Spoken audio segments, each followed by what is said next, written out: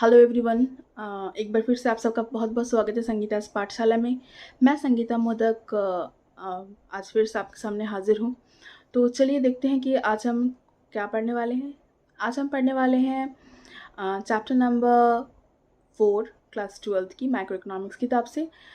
इसका हम लोगों ने मतलब जो चैप्टर है the theory of firm under perfect competition. तो हम लोगों ने इस चैप्टर का पार्ट 1, पार्ट 2, पार्ट 3, पार्ट 4 पढ़ लिया था। आज हम लोग इसका पार्ट 5 पढ़ने वाले हैं। तो चलिए देखते हैं कि हम लोगों को पार्ट 5 में क्या क्या पढ़ना है। तो देखते हैं।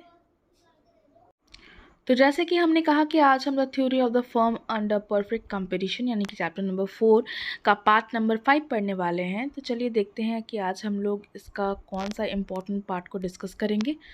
तो हमने इससे पहले इस चैप्टर के सारे जो है इम्पॉर्टेंट जो पॉइंट्स है, पार्ट्स है, उसको डिस्कस किया है। आज हम लोग इसके लास्ट टॉपिक को डिस्कस करेंगे जो है पूर्ति की कीमत लोच यानी कि the price elasticity of supply.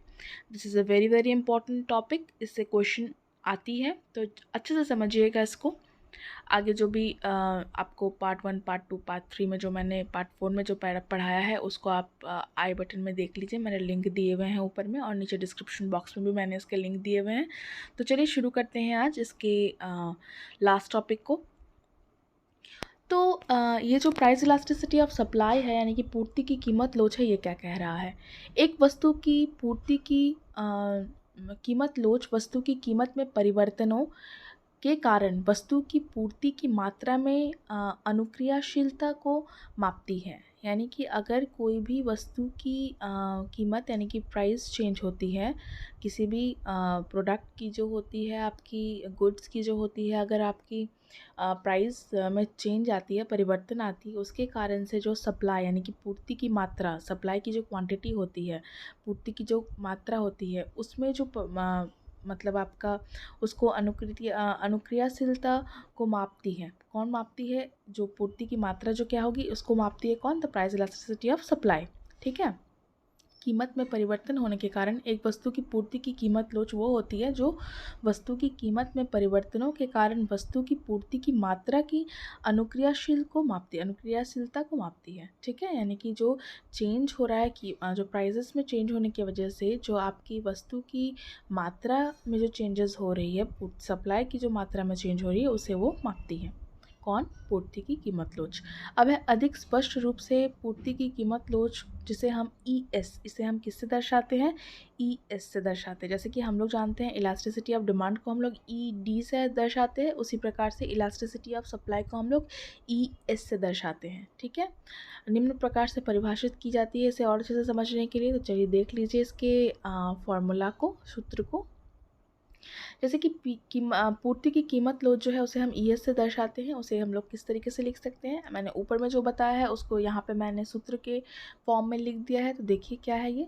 तो इज टू हो जाएगा पूर्ति की मात्रा में प्रतिशत परिवर्तन। ठीक है। यानी कि सप्लाई, जो क्वांटिटी ऑफ सप्लाई है उसमें जो परसेंटेज चेंज है वो, और उसे हम भागा देंगे कीमत में प्रतिशत परिवर्तन यानी कि प्राइस में जो चेंज हो रही है, परसेंटेज चेंज इन प्राइस। ठीक है। तो हम क्या कह रहे हैं कि पूर्ति की मात्रा में प्रतिशत परिवर्तन और उसे जब भागा देंगे कीमत में प्रतिशत परिवर्तन से, तो हमें क्या मिलेगा? आपका पूर्ति की कीमत लोच यानी कि इलास्टिसिटी ऑफ सप्लाई। ठीक है। तो इसे हम किस तरीके से फॉर्मूला में डाल सकते हैं देख लेते हैं। डेल्टा क्यू बाई क्यू यानी कि पूर्ति की मात्रा में प्रतिशत परिवर्तन को हम लिख सकते हैं delta Q by Q into 100, क्योंकि मैंने परसेंटेज चेंज बोला है इसलिए मैंने इसे यहाँ पे 100 से गुना किया है। ठीक है। तो मात्रा मतलब हो गया क्यू, तो डेल्टा क्यू जो चेंज हो रहा है क्वांटिटी में, उससे हम जो है क्यू से भागा देंगे गुना 100। तो इससे हमें निकल जाएगा क्या? पूर्ति की मात्रा में प्रतिशत परिवर्तन।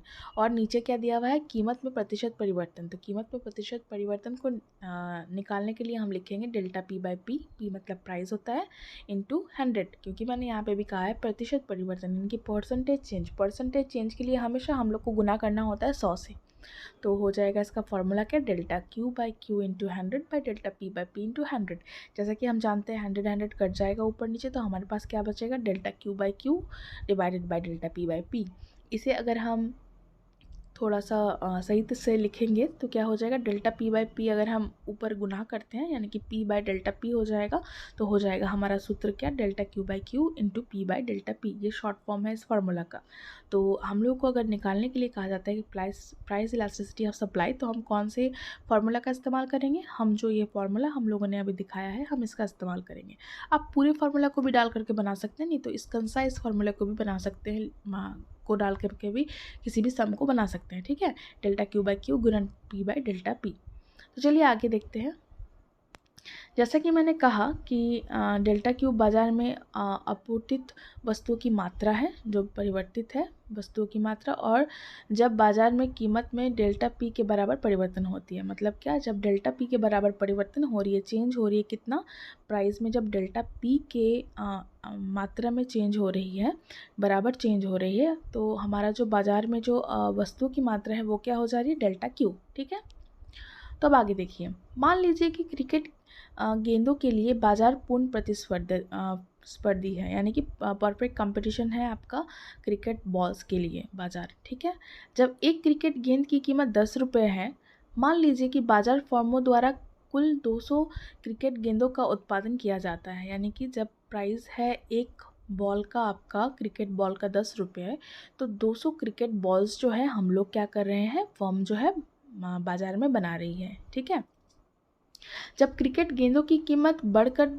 30 रुपये हो जाती है, मान लीजिए कि बाजार में फर्मों द्वारा कुल 1000 क्रिकेट गेंदों का उत्पादन किया जा रहा है। जब 10 रुपये थे तो 200 क्रिकेट गेंद उत्पादन किए जा रहे थे। जब 30 रुपये हो गए, यानी कि प्राइस बढ़ गई, तो हम लोग 1000 क्रिकेट गेंदों का उत्पादन कर रहे हैं। ठीक है, तो आपूर्तित मात्रा में तथा बाजार मूल्य में प्रतिशत परिवर्तन को तालिका में दी गई सूचना जो है उसको उपयोग करके भी हम लोग ज्ञात कर सकते हैं। इस तालिका को हम लोग नेक्स्ट स्लाइड में देखेंगे, देख लीजिए।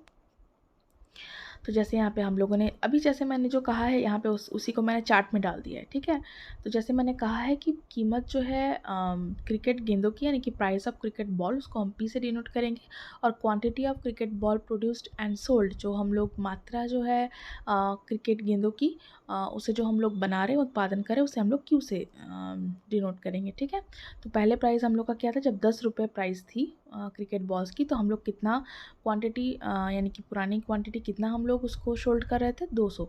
लेकिन जैसे ही प्राइस बढ़ गई, न्यू प्राइस हो गई 30 रुपये, प्राइस बढ़ के 10 से 30 हो गई, तो हम लोग कितने क्वांटिटी को अब नया आपका प्रोडक्शन कर रहे हैं, अब 1000 क्वांटिटी हम लोग प्रोडक्शन कर रहे हैं और बेच रहे हैं। ठीक है, तो चलिए इसको ज़रा समझते हैं, फार्मूला में डाल करके ज़रा इसको निकाल के देखते हैं।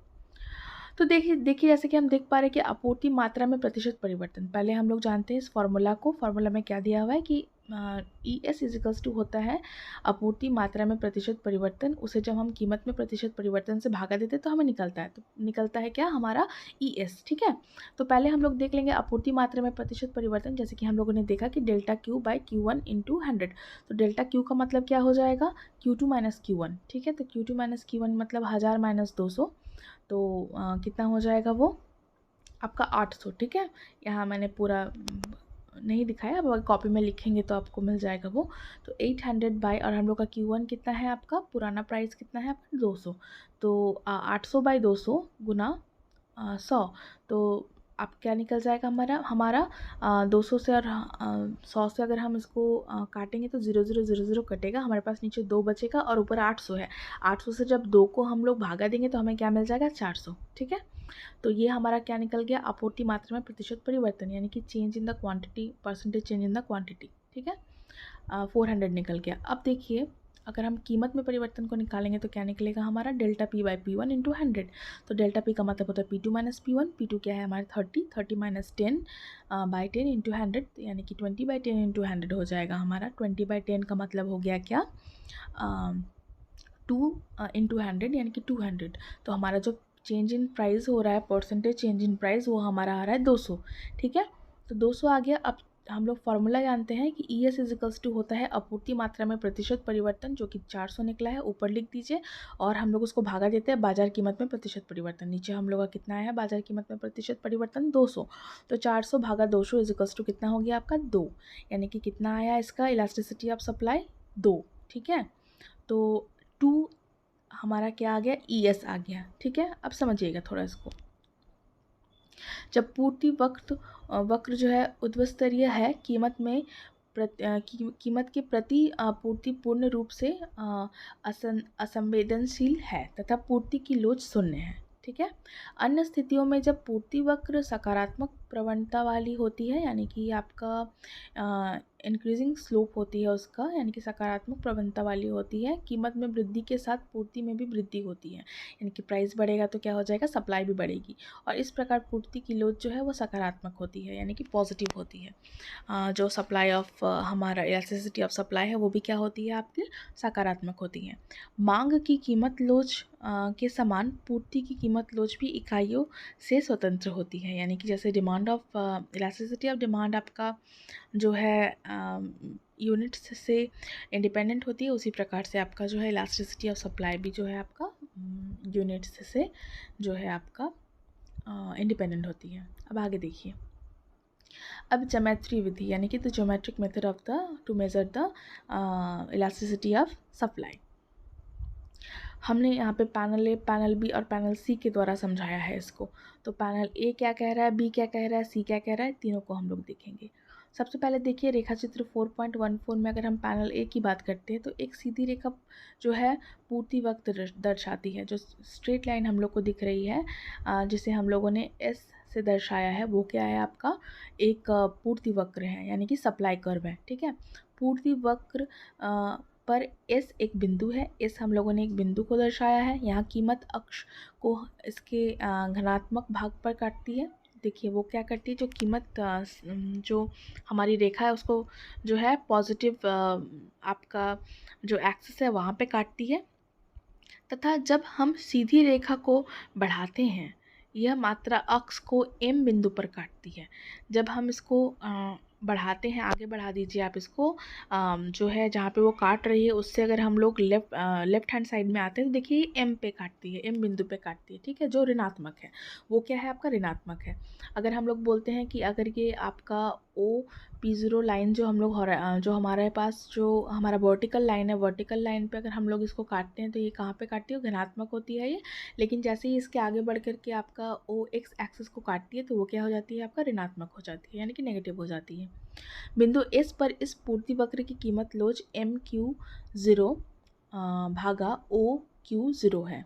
देखिए आप देख पा रहे हैं MQ0 जो आपका एक्स एक्सिस पे है, निर्गत जो है आउटपुट है, और OQ0 है हमारा जो है डिवाइडेड बाय OQ0 है आपका अनुपात जो है उसके द्वारा दर्शाई गई है। क्या दर्शाई गई है, बिंदु एस पर इस पूर्ति वक्र की कीमत लोच, यानी कि प्राइस इलास्टिसिटी सप्लाई जो प्राइस कीमत की जो लोच है हमारा, ठीक है, प्राइस इलास्टिसिटी ऑफ सप्लाई जो है उसे हम किस प्रकार से दिखा रहे हैं, उसे हम दर्शा सकते हैं MQ0 डिवाइडेड बाय OQ0। ठीक है।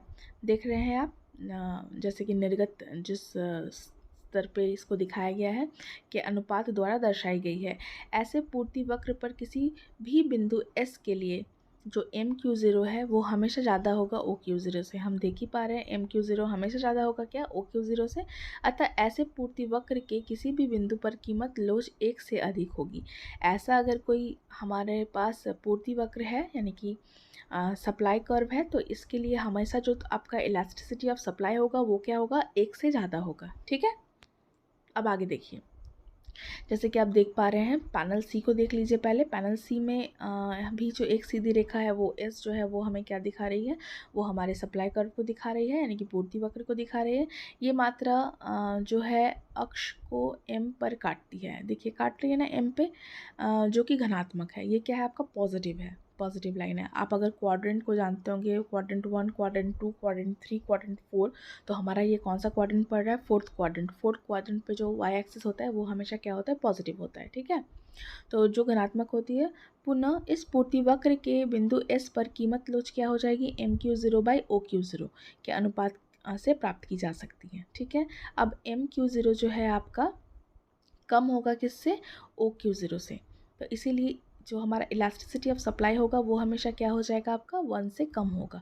इससे पहले वाला केस में हम लोगों ने क्या देखा था कि जो इलास्टिसिटी ऑफ सप्लाई होगा वो 1 से ज़्यादा होगा। इसमें पैनल सी में हम लोग देख रहे हैं कि इसमें जो है आपका इलास्टिसिटी ऑफ सप्लाई जो है वो 1 से कम होगा। ठीक है। एस कोई भी बिंदु हो सकती है तथा इस प्रकार ऐसे पूर्ति वक्र पर सभी बिंदुओं के लिए E S is less than 1 होता है। ठीक है, इलास्टिसिटी ऑफ सप्लाई जो है वो लेस देन 1 होगा। अब अगर हम पैनल बी की बात करते हैं तो यहाँ पूर्ति वक्र उद्गम बिंदु से होकर जाती है। ठीक है, एकदम ओरिजिन से होकर के जा रही है। कोई भी यह सोच सकता है कि यहाँ बिंदु एम तथा उद्गम बिंदु एक ही है, अर्थात M Q zero is equals to M Q zero equals to O Q zero है। ठीक है, देख रहे हैं ना, हमारा यहाँ पे एम मैंने कोई बिंदु दिखाया नहीं है, लेकिन आप मान लीजिए कि ओ जो है वहीं पे एम है, यानी कि आपका जो एम क्यू ज़ीरो होगा वो ओ क्यू ज़ीरो के बराबर होगा। बिंदु एस पर इस पूर्ति वक्र की कीमत लोच O Q zero by O Q zero है, यानी कि ओ क्यू ज़ीरो एम तो क्योंकि है नहीं, इसलिए O Q zero by O Q zero के अनुपात से प्राप्त हो रहा है, जो कि बराबर क्या हो जाएगा, 1 के बराबर हो जाएगा। उद्गम से होकर जाने वाली सीधी रेखा पूर्ति वक्र के किसी भी बिंदु पर कीमत लोच 1 होगी। यहाँ पे क्या हो जाएगा आपका सप्लाई इलास्टिसिटी ऑफ सप्लाई जो हो जाएगा, प्राइस इलास्टिसिटी ऑफ सप्लाई जो हो जाएगा वो हमेशा क्या हो जाएगा, 1 के बराबर हो जाएगा।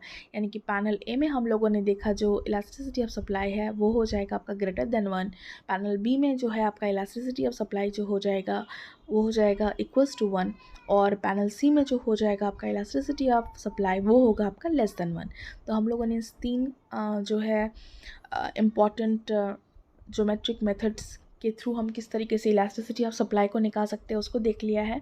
तो ये तीनों के डायग्राम हैं। उम्मीद करती हूँ कि आप इस टॉपिक को अच्छे से समझ पाए होंगे। ये बहुत ही इंपॉर्टेंट टॉपिक है।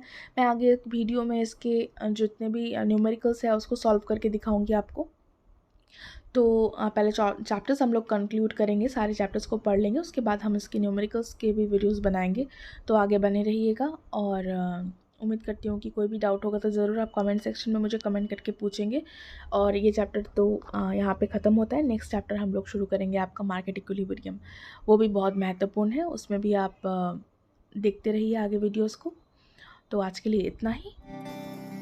Thanks for watching the video till the end. आप ऐसे आगे वीडियोस में बने रहें। इस चैप्टर में कोई भी डिफ़िकल्टी हो तो प्लीज़ आप नीचे कमेंट बॉक्स पे अपने कमेंट को लिख के हमें अपने डिफ़िकल्टीज़ को बता सकते हैं।